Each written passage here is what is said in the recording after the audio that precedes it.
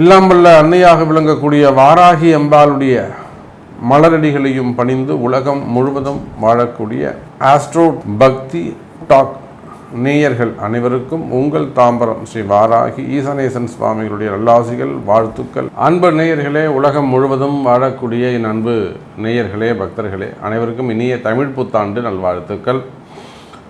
குரோதி வருஷம் நம்ம எல்லாருக்குமே தெரியும். தமிழ் வருஷம் மொத்தம் 60 ஆண்டுகள் உடையது. இந்த 60 வருஷத்தை தான் மாற்றி மாற்றி வந்துகிட்டே இருக்கும். மற்ற ஆண்டுகளுக்கெல்லாம் எண்ணிக்கை தான் கணக்கு. இப்போ இங்கிலீஷில் எடுத்துட்டிங்கனாக்கா 1800, 1900, 2000, 2100, 2200 அப்படி போயிட்டே இருக்குமே தவிர, இப்போ தமிழ் புத்தாண்டுகளை பொறுத்தவரையில் 60 ஆண்டுகள். அப்படியாக இந்த வருடம் குரோதி வருடம். வருஷத்தின் பேரை கேட்கும் போதே நமக்கு எல்லாம் கொஞ்சம் டஃப்பாக இருக்க மாதிரி, ஏதோ ஒரு பெரிய டிஸ்கஷன் வைக்கிற மாதிரி தோணும். அந்த அளவுக்கு குரோதி வருஷமாக இருந்தாலுமே கூட மழை அதிகமானதாக இருக்கும் இந்த வருஷத்தில். மெயினாக ராஜா செவ்வாய் பகவானாக வருகிறார். செவ்வாயும் சனியும் இந்த வருஷத்தில் ஆதிக்கம் மிக்கவர்களாக இருக்கிறார்கள். கிரக மாற்றங்கள் நிறைய நிகழப்போகுது. இந்த கிரக மாற்றங்களில் மெயினாக இந்த வருஷத்தில் சனியுடைய வக்ரம் இருக்குது. சனியுடைய வக்ரம் 12 ராசிக்கும் மிகப்பெரிய அளவில் மாற்றங்களை கொடுக்க போகுது. சனி வக்ரம்னா நம்ம பார்க்க போகிறோம் எப்பப்போ வரப்போகுது. அதாவது ஜூலை மாதம் 15 தேதிக்கு மேலே அந்த சனியுடைய வக்ரம் நிகழப்போகுது. அதே போல் புரட்டாசி ஐப்பசி மாதத்தில் குருவுடைய வக்ரம் நிகழப்போகுது. அப்போ இந்த சனி வக்ர காலங்களில் மிகப்பெரிய மாற்றங்கள்லாம் ஏற்பட போகுது. அப்போ இந்த வருடம் முழுவதுமே கூட 2024 ஏப்ரல் 14ஆம் தேதி முதல் 2025 ஏப்ரல் 14 தேதி வரை இந்த ஒரு வருட காலம் இந்த கிரக அமைப்புகளை கொண்டு, ரிஷபராசி குரு இருக்கிறாரு, கும்பத்தில் சனி இருக்கிறாருன்னா இந்த கிரக அமைப்புகளை கொண்டு என்னவெல்லாம் நடக்கப் போகுது, குறிப்பாக உங்கள் ராசிக்கு என்ன நடக்கப் போகுது, என்னெல்லாம் மாற்றங்கள் வரப்போகுது அப்படிங்கிறத பார்க்க போகிறோம். வாருங்கள் தமிழ் புத்தாண்டு ராசிகளை பார்க்கலாம். அன்பார்ந்த மகர ராசி அன்பர்களே, மகர ராசி அன்பர்களே, இந்த தமிழ் புத்தாண்டு மகர ராசிக்கு அற்புதமான முறையில் சிறப்பான தமிழ் புத்தாண்டாக உங்களுக்கு அமைகிறது. பார்த்தீங்கன்னா மகர ராசி அன்பர்களே, நான் பதிவின் தொடக்கத்திலே சொல்லியிருப்பேன், இந்த கிரக அமைப்புகளை பற்றி பேசியிருப்பேன். ரொம்ப ரொம்ப முக்கியம். இந்த தமிழ் வருஷம் எப்படி இருக்குங்கிறத நம்ம எதை வச்சு சொல்கிறோம்? கிரக அமைப்புகளை வச்சு தான் சொல்கிறோம் நாம். அப்போது உங்களுடைய ராசிநாதன் 2ஆம் பாவம் தனஸ்தானம், அது ஒரு சுபயோகம். நிச்சயமாக உங்களுக்கு சனி பகவான் முழு சுபராக வருகிறார். அதுவும் 2வது வீட்டில் மூலத்திரிகோண வீட்டில் அவர் உட்கார்ந்து இருக்கிறது திக்பலத்தோடு உட்கார்ந்து இருக்கிறார். கோச்சாரமாக இருந்தாலுமே கூட இந்த மாதிரி ஒரு இன்னைக்கு பிறக்கக்கூடிய குழந்தைகள் எல்லாம் சிறப்பானதாக இருக்கும். அப்போ சனி பகவான் சிறப்பு, முழுமையான சப்போர்ட் பண்ணுறார் மகர ராசிக்கு. அதே போல் மகர ராசிக்கு 5ல் குரு, அற்புதமான யோகம். ரொம்ப நாள் அது சமயம் எங்கள் குலதெய்வம் கோயில் போயிட்டேன், குலதெய்வமே தெரியலங்கிறவங்களுக்கெல்லாம் குலதெய்வத்தை கண்டுபிடிச்சிடலாம்.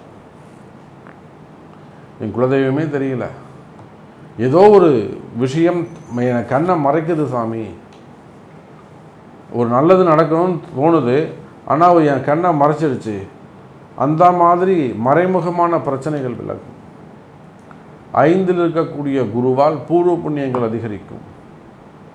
சொத்து பத்துக்கள் நிறைய வாங்கக்கூடிய வாய்ப்புகள் ஏற்படும். அதே போல் தாத்தா பாட்டி சொத்து, அம்மா வழி தாத்தா பாட்டி சொத்து, அப்பா வழி தாத்தா பாட்டி சொத்து, அல்லது சித்தப்பா பெரியப்பா அவங்களுடைய சொத்து, குழந்தையே இல்லைங்க அவங்களெல்லாம் அவங்களுடைய சொத்து பத்துக்கள், இவை எல்லாமே கூட வந்து சேருவதற்கு வாய்ப்புகள் உண்டு.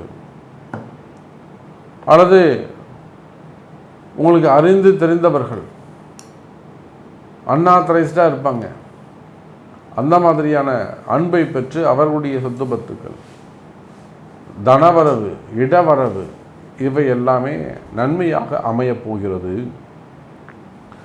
அப்புறம் மகர ராசிக்கு பார்த்தீங்கன்னாக்கா 3, 9 இருக்கக்கூடிய ராகு கேது, இந்த கிரகங்களும் உங்களுக்கு நன்மையை செய்கிறது. 9ல் இருக்கக்கூடிய கேது, அப்போ குருவும் கேதுவும் சந்தித்துக் கொள்கிறார்கள்.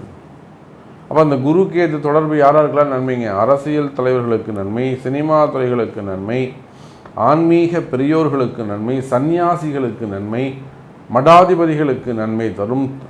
ஆலய திருப்பணிகள் செய்பவர்கள், அதாவது ஒரு ராஜகோபுரம் கட்டுறா, கும்பாபிஷேகம் பண்ண அந்த மாதிரி கைங்கரியம் செய்யக்கூடியவர்கள், அதிகமாக ஆன்மீகத்தில் ஈடுபட்டு இருக்கக்கூடியவர்கள், சொற்பொழிவாளராக இருக்கலாம், உபன்யாசமாக இருக்கலாம், டூர் நடத்தக்கூடியவங்களாக இருக்கலாம், அப்போ அந்த மாதிரி செய்யக்கூடியவங்களாக இருக்கலாம். இப்படி மகர ராசி அன்பர்களே, இந்த தமிழ் புத்தாண்டு சனி பகவானால் அதிக நன்மை, குரு பகவானால் அதிக நன்மை, ராகு கேதுவால் சில நன்மை. அப்போ பொதுவாக எல்லாத்தையும் 4 கிரகத்தையும் சேர்த்து பார்ப்போமே ஆனால் நல்ல அற்புதமான யோகம், கிட்டத்தட்ட ஒரு 90% மகர ராசிக்கு யோகமான ஒரு தமிழ் புத்தாண்டாக இந்த புத்தாண்டு அமைகிறது. அற்புதமான தமிழ் புத்தாண்டு, நல்ல யோகம். மகர ராசி என்பவர்களே, உங்களுடைய கஷ்டங்கள் எதுவாக இருந்தாலும் கஷ்டங்கள் விலகும். மேக்சிமம் மகர ராசி என்பவர்கள் கையில் இருந்த காசு எல்லாத்தையும் காலி பண்ணியிருப்பாங்க. ஏதாவது நான் தொழில் ஆரம்பிக்கிறேன், பிஸ்னஸ் ஸ்டார்ட் பண்ணுறேன், ஒரு கம்பெனி ஸ்டார்ட் பண்ணுறேன், ஏதாவது ஒரு விஷயத்தை செய்து லாஸ் பண்ணிவிட்டு வந்து உட்காந்துருப்பாங்க. அல்லது கடன் வாங்கிட்டு கடத்தோடு உட்காந்துருப்பாங்க. கடன் கட்ட முடியல, வட்டி கட்ட முடியல, ஒரே பிரச்சனையாக இருக்கு, உயிர் வாழவே முடியல. அதுவும் இந்த மிடில் கிளாஸில் இருக்கிறவங்களாம் ரொம்ப கஷ்டம். நமக்கு தெரிஞ்ச பெரிய பெரிய குடும்பங்கள் கூட, ஒரு கௌரவமான குடும்பங்கள் கூட இந்த கடன் சுமையால் பெரிய கஷ்டப்படுது.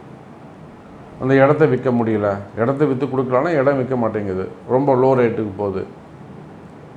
அப்போ இந்த மாதிரியான கஷ்டங்கள் இருக்கா? கவலை வேண்டாம் மகர ராசி அன்பர்களே, அன்னை வாராகி இருக்கிறாள். அப்போ இந்த மாதிரியான கஷ்டங்கள்லாம் விலகணும், மறைமுகமான பிரச்சனைகள்லாம் விலகணும், எனக்கு வழியே தெரியல சாமி அப்படின்னாக்கா உங்கள் பிறப்பு ஜாதகத்தை கொண்டு அதற்குரிய வழிபாட்டு முறைகளை தெரிந்து செய்வீர்களே ஆனால் நிச்சயமாக மகர ராசியான அஞ்சல குரு உண்மையான தீர்வு கிடைக்கும். அஞ்சில் இருக்கக்கூடிய குருவால் உண்மையான தீர்வு கிடைக்கும், நல்ல மருந்து கிடைக்கும், உண்மையான குரு உங்களுக்கு கிடைப்பாங்க, மகத்துவமான பரிகாரம் ஜெயிக்கும். இப்போ செய்யக்கூடிய பரிகாரங்கள் ஜெயிக்கும். அது திருமண தடையாக இருக்கலாம், குழந்தை பாக்கியமாக இருக்கலாம், குடும்ப கஷ்டமாக இருக்கலாம், அல்லது தொழில் முன்னேற்றத்துக்காக செய்யக்கூடியதாக இருக்கலாம், வேலை வாய்ப்புக்காக இருக்கலாம், ஆரோக்கியத்துக்காக இருக்கலாம். இப்போ செய்யக்கூடிய பரிகாரங்கள் ஜெயிக்கும். அப்போ இந்த தமிழ் புத்தாண்டை பொறுத்தவரையிலே மகர ராசி அன்பர்களே ஒரு வளமான வருடமாக அமையப் போகிறது. மெயினாக உங்களுக்கு இருக்கக்கூடிய கடன் சுமைகள், கடன் பிரச்சனைகள் தீரும். அதே போல் அரசியலில் ஈடுபட்டிருக்கக்கூடிய மகர ராசி அன்பர்களே, இந்த வருடம் நல்ல அற்புதமான சந்தோஷமான ஒரு வருடம், வருமானத்திற்கான வருடம், புதிய பதவிகள், பட்டங்கள், அந்தஸ்துக்கள் கிடைக்கக்கூடிய வருடமாக அமைகிறது. இந்த ஏப்ரல்லேருந்து அடுத்த ஏப்ரல் வரையிலும் யோகமான காலம். உங்கள் முயற்சிகள் வெற்றி பெறும். ஆன்மீக பெரியோர்களுக்கும் மடாதிபதிகளுக்குமே கூட அற்புதமான யோக காலம். அதுவும் பாத சனியில் ஒரு நன்மை நடக்க போகுது. ஆன்மீக பெரியோர்களே, பொதுவாகவே இந்த குரு கேது தொடர்பு, குரு சனி தொடர்பு, இவை எல்லாமே ஒரு கோடீஸ்வர யோகத்தை சுட்டி காட்டுகிறது. மகர ராசி அன்பர்களே, நீங்கள் எந்த நிலையில் இருந்தாலும் சரிதான். நாமளே நிறைய பார்க்குறோம், நிறைய அரசியல் தலைவர்கள் கூட என்ன பண்ணுறாங்க, அடிமட்டத்திலேருந்து ஒரு போஸ்டர் ஓட்டுறவங்களா இருப்பாங்க, ஒரு மெக்கானிக்காக இருப்பாங்க, அவர் இன்னைக்கு கடைசியில் எங்கேயோ நிற்பார், ஒரு பெரிய மினிஸ்டராக தாண்டி நிற்பார். அப்போ அந்த யோகமெல்லாம் எங்கே வருது? இந்த மாதிரி கிரக அமைப்புகளில் வரக்கூடிய யோகம்தான். அப்போ உயர்ந்த பதவிகள் உங்களை தேடி வரும் மகர ராசி அன்பர்களே. நீங்கள் வேலைக்கு போகிறவங்களாக இருந்தாலும் சரிதான், அடிமை தொழில் செய்யக்கூடியவங்களாக, ஒருத்தருக்கு கைகட்டி வேலை செய்யக்கூடியவங்களாக இருந்தாலும் சரிதான், அல்லது ப்ரைவேட் ஜாபாக இருக்கலாம், கவர்மெண்ட் ஜாபாக இருக்கலாம், பிஸ்னஸாக இருக்கலாம், ஒரு சில யோகங்கள் உங்களுக்கு உண்டு. அப்போ இந்த குருவும் கேதுவும் இணைகின்ற பொழுது அது ஒரு கோடீஸ்வர யோகத்தை, ஒரு பணயோகத்தை, தனயோகத்தை தருகிறது.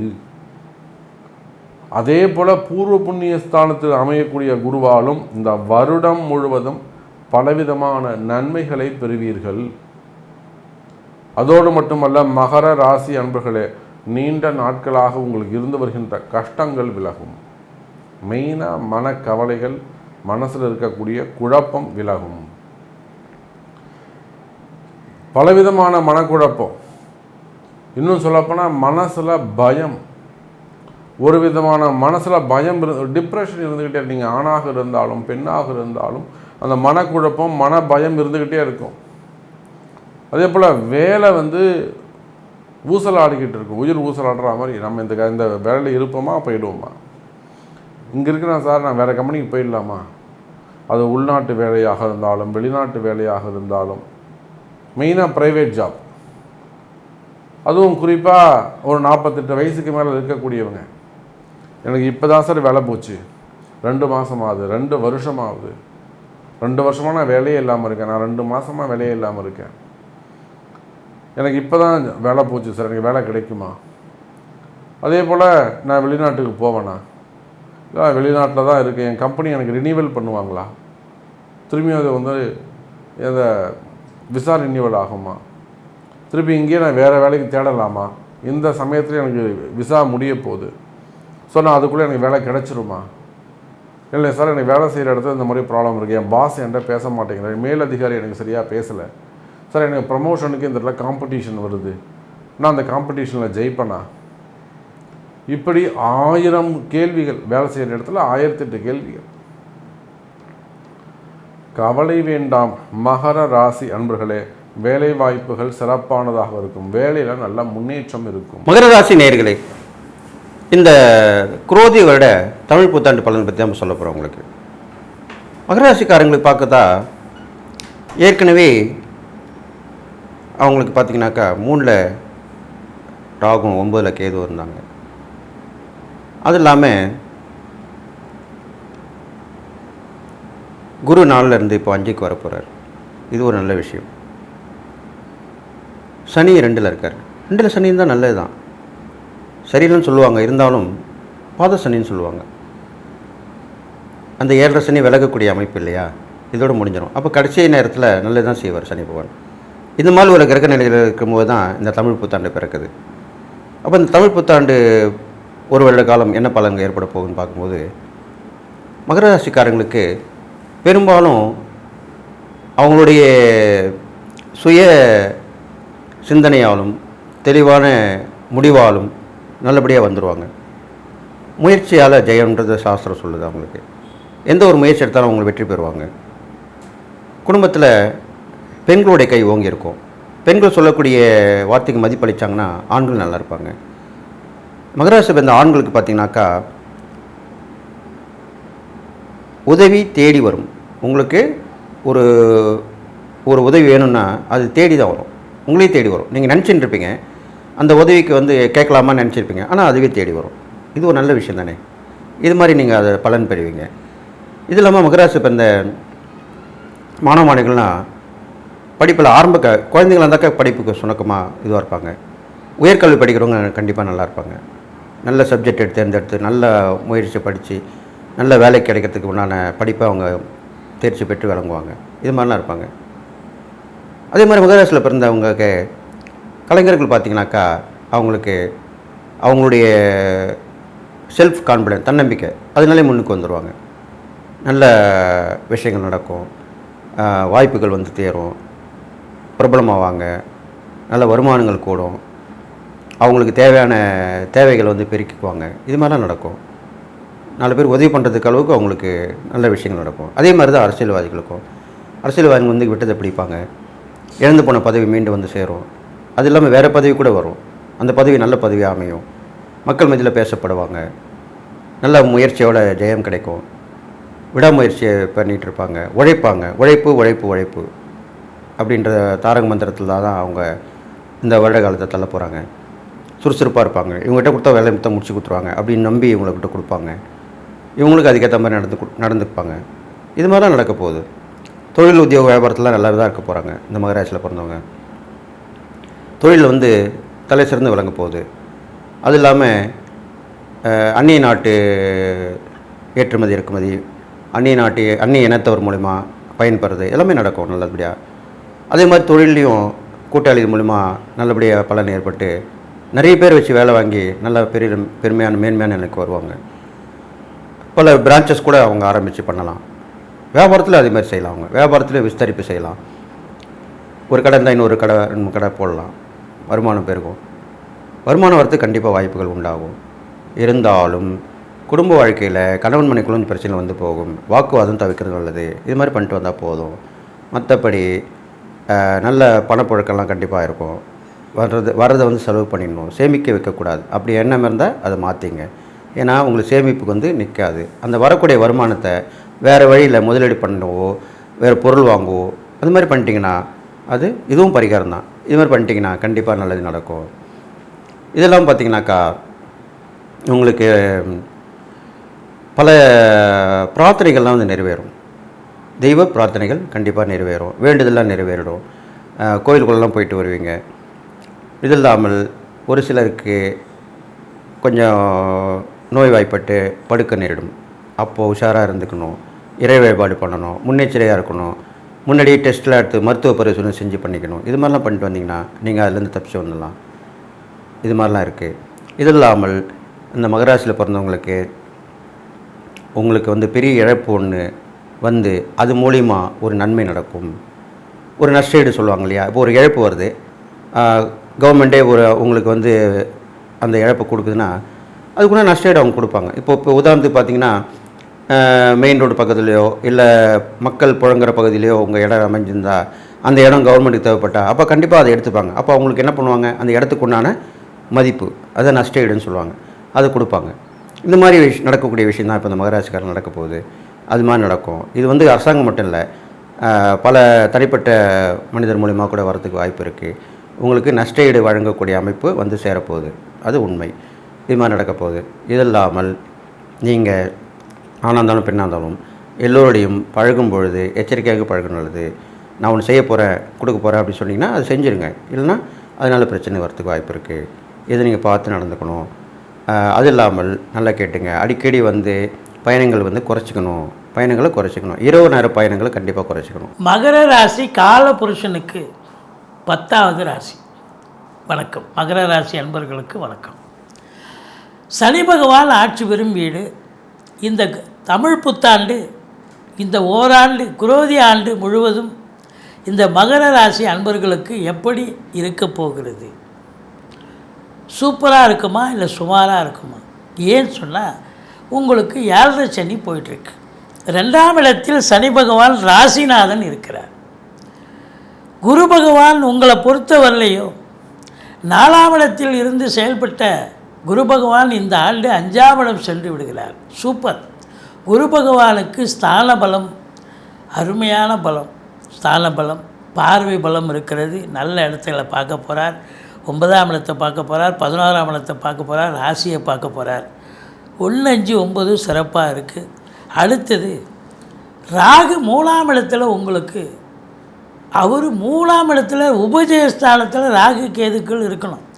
So super. உங்களை பொறுத்தவரையிலையும் கிரகங்களுடைய கிரகங்கள் சிறப்பாக சஞ்சாரம் செய்வதால் இந்த ஆண்டு மகர ராசியில் பிறந்த அன்பர்களுக்கு ஒரு பொற்காலமாக அமையப்போகிறது. எதையும் சாதிக்கப் போகிறீர்கள், சரித்திரம் படைக்கப் போகிறீர்கள். என்ன சார் 7.5 சனி நடக்குது இப்படி சொல்கிறீங்க? என்ன 19 வயசுக்குள்ளே இருக்கிறவங்களுக்கு தான் முதல் சுற்று. படிக்கிற பிள்ளைங்க மார்க்கு கம்மியாக எடுப்பாங்க, அவ்வளோதான். ஆனால் 2வது சுற்று 19 வயசுக்கு மேலே இருக்கிறவங்களுக்கு இதுதான் வாழ்க்கை, இதுதான் பாதை, இதுதான் பயணம் அப்படின்னு இந்த சனி பகவான் ஒரு நல்ல ரூட்டை கொடுத்துட்டு போவார். உங்களுக்கு ராசிநாதன் நல்ல அமைப்பை தந்து விட்டு போவார். அப்போது நிச்சயமாக முதல் சுற்று தான் பிரச்சனையான சுற்று. அது மங்கு சனின்னு பேர்.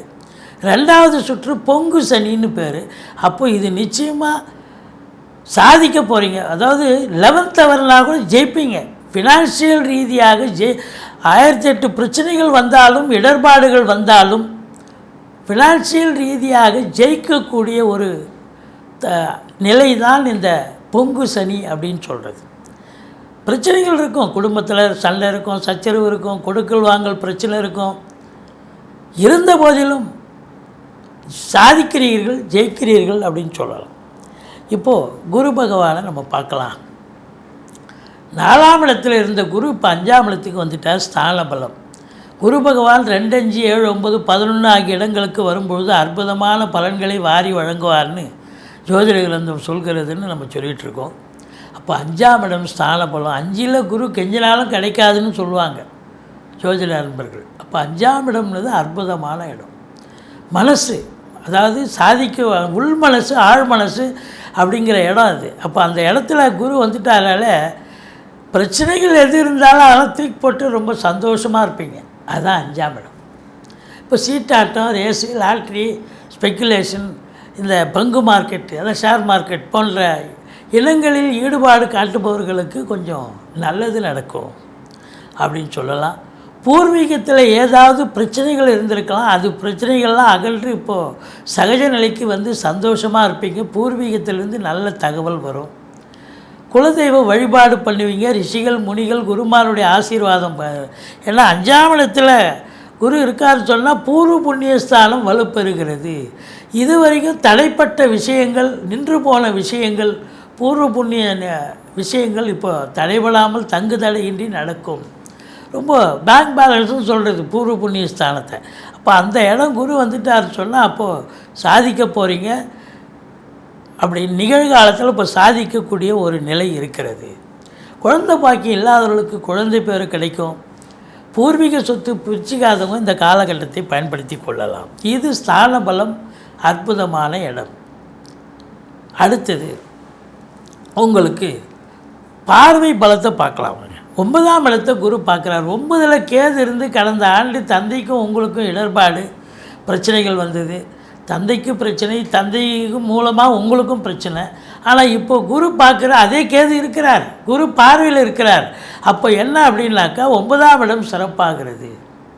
பூர்வ புண்ணியஸ்தானம் வலுப்பெறும் பொழுது இது பாக்கியஸ்தானமும் வலுப்பெறுகிறது. இப்போ பாக்கியம் ஈஸிலி டு கெட், அதாவது போராடி ஜெயிக்கத்தாலே எல்லாமே தானாக நடக்கும். நேரம் வந்துச்சுன்னா மனுஷன் தானாக ஜெயிப்பான்னு சொல்லுவாங்களே தான். அப்போது பாக்கியஸ்தானம் வலுவாக இருக்கிறதால உங்களுக்கு சொந்த தொழில் பண்ணுறவங்க நம்பி கடன் வாங்கி தொழிலில் போடுங்க. தொழில் அபிவிருத்தி ஆகும். நல்ல தொழிலில் லாபத்தை ஈட்ட முடியும். நல்ல தொழிலில் உத்தியோகம் பார்க்குறவங்களுக்கு சலுகைகள் கிடைக்கும். ப்ரமோஷன், இன்க்ரிமெண்ட், ட்ரான்ஸ்ஃபர் எல்லாமே கிடைக்கும். அப்போது உங்களுக்கு 9ஆம் இடம் சிறப்பாக இருக்குது, 11ஆம் இடம் சிறப்பாக இருக்குது. அப்போ 11ஆம் இடம் லாபத்தை தருன்னு சொன்னால் அப்போ தொழில் நல்லா தானே இருக்கணும். அப்போ தொழில் சிறந்து விளங்கும். புதுசாக தொழில் துவங்க நினைக்கிறவங்க தொழில் துவங்கலாம். உத்தியோகம் இப்போ தேடிட்டு இருக்கிறவங்க உத்தியோகத்துக்காக போகலாம். உங்களை பொறுத்தவரையிலும் இந்த கலைத்துறை 10ஆம் இடம் என்பது சுக்கிரனுடைய வீடு. அப்போ கலைத்துறையில் இருக்கும் அன்பர்களுக்கு எஸ்பெஷலி சாதிக்கக்கூடிய ஒரு ஆண்டு. ஏதோ இது நாள் வரை இவ்வளோ நாளாக அசிஸ்டன்ட் டைரக்டராக தான்மா இருந்தேன், இப்போ ஏதோ ஒரு வாய்ப்பு கிடச்சி ஒரு படம் பண்ணுறேன் அப்படின்னு சொல்கிற அளவுக்கு அந்த கலைத்துறையில் இருப்பவர்களுக்கு ஒரு பிரகாசத்தை தரக்கூடிய ஒரு ஆண்டு அப்படின்னு சொல்லலாம்.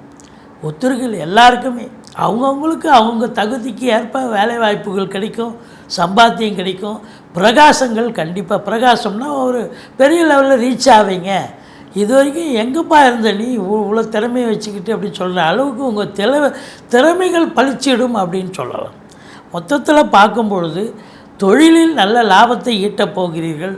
உத்தியோகத்தில் இருக்கிறவங்க பேரு புகழ் அந்தஸ்து கிடைக்கப் போகிறது. பத்திரிகை, மீடியா, கலைத்துறையில் இருக்கும் அன்பர்களுக்கும் ஒரு நல்ல பேரினையும் புகழினையும் பெறுவதோடு மட்டுமல்லாமல் நல்ல ஒரு, அதாவது காசு பணமும் மனசுக்கு நிறைவாக சம்பாத்தியம் பண்ணக்கூடிய ஒரு காலகட்டமாகவும் இது விளங்குகிறது என்று சொன்னால் மிகையாக. உங்களை பொறுத்தவரையிலையும் ராசியே குரு பார்க்குறார். இது பெரிய விசேஷம். அதாவது 7.5 சனி போயிட்டு இருந்தாலும் குரு பகவான் ராசியை பார்க்குறாரு சொன்னால் இது மந்திரிச்சு விட்ட மாதிரி. 7.5 சனி இருக்கிறவங்கள போய் பாருங்கள், மந்திரிச்சு விட்ட மாதிரி இருப்பீங்க. டென்ஷனாக இருப்பாங்க. எதை பண்ணுறேன் எதை செய்கிறேன்னு செய்யாமல் அப்படியே ஒரு குழப்பத்தில் இருப்பாங்க. ஆனால் அப்படிலாம் இல்லை. உங்களுக்கு 7.5 சனி நடந்தாலும் குரு பார்வை ராசிக்கு இருப்பதால் தெளிவான சிந்தனை, செயல்கள், எண்ணங்கள் ஏற்பட்டு முனைப்போடு ஈடுபட்டு நீங்கள் ஏற்கனவே நீங்கள் உழைப்பை நம்பக்கூடியவர்கள், உழைப்பை மட்டுமே நம்பக்கூடியவர்கள் நீங்கள். அப்போ நீங்கள் வந்து கண்டிப்பாக முனைப்போடு செயல்பட்டு சாகசம் புரிவீர்கள்.